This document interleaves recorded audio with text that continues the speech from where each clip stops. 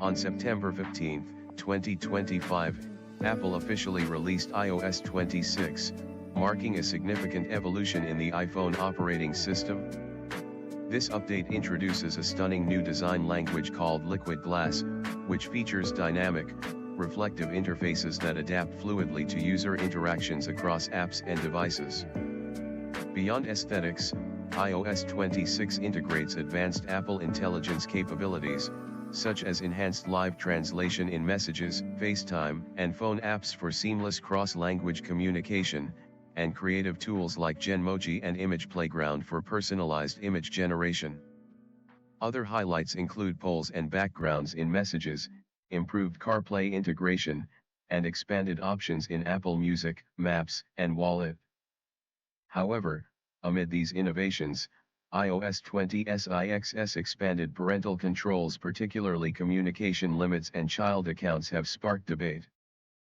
While designed to protect children online, these optional features raise serious concerns about their potential to endanger LGBTQ+ youth in unsupportive environments, potentially isolating them from vital resources and support networks. New features and design innovations. iOS 26 prioritizes user experience with a refreshed visual paradigm.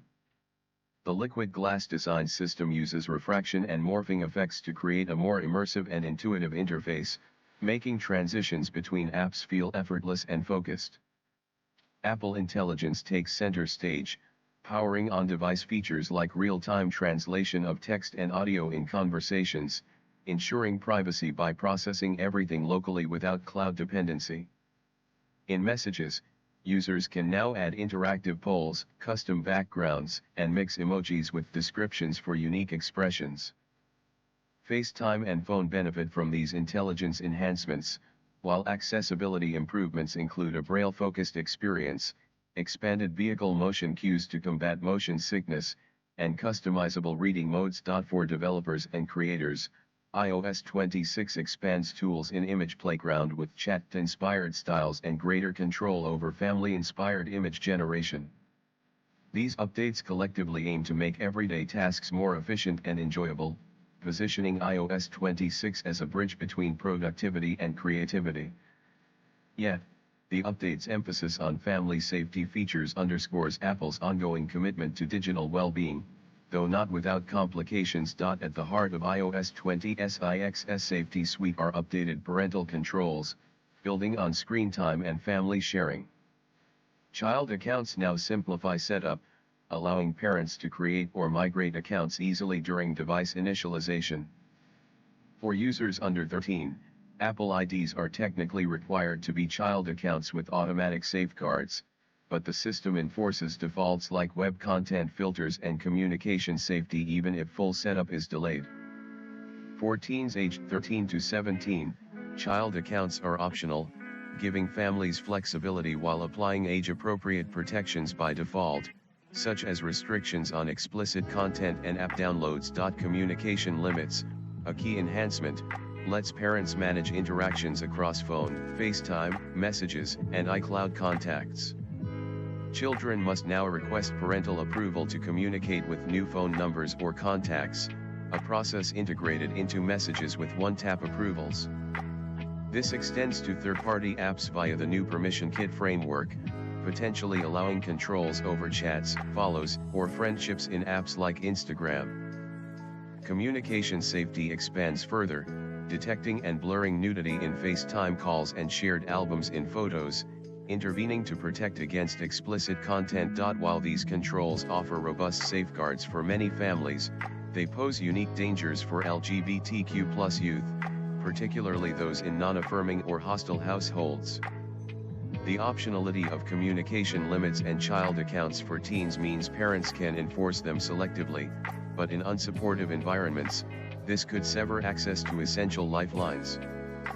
For instance, requiring approval for new contacts in FaceTime or iMessage might block youth from connecting with LGBTQ+ support groups, helplines, or online community spaces that provide affirmation, mental health resources, and crisis intervention. In a landscape where 40% of LGBTQ+ youth report family rejection, according to studies from organizations like the Trevor Project, Such restrictions could exacerbate isolation, increasing risks of depression, anxiety, or self-harm. The potential for misuse amplifies these concerns.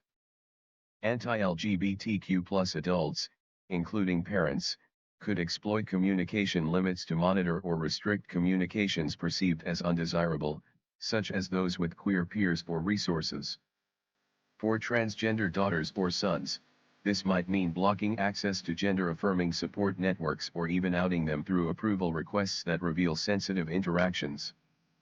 Similarly, optional child accounts could be weaponized to enforce content filters that inadvertently, or intentionally, limit exposure to LGBTQ+ inclusive materials, under the guise of safety. Broader legislative parallels, like California's AB 1043, illustrate this tension. Age verification and parental consent mandates for apps have been criticized for outing LGBTQ+ youth and barring them from affirming digital spaces, leading to calls for privacy-first alternatives. Even for under 13s, where child accounts are mandated, tech-savvy children can bypass restrictions by creating standard Apple IDs independently using borrowed credentials or web-based sign-ups, potentially evading oversight altogether.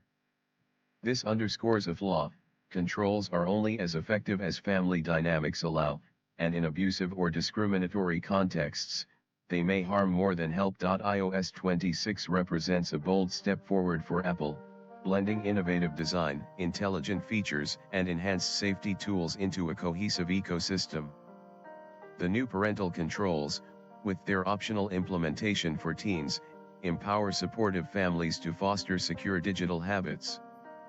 However, for LGBTQ+ youth in unsupported households, features like communication limits and child accounts risk becoming tools of control rather than protection, potentially cutting off access to resources via FaceTime, iMessage, and beyond.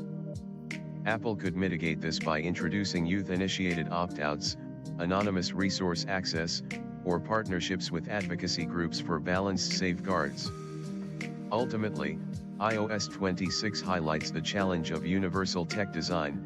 In striving to protect the vulnerable, it must not endanger those who need autonomy most.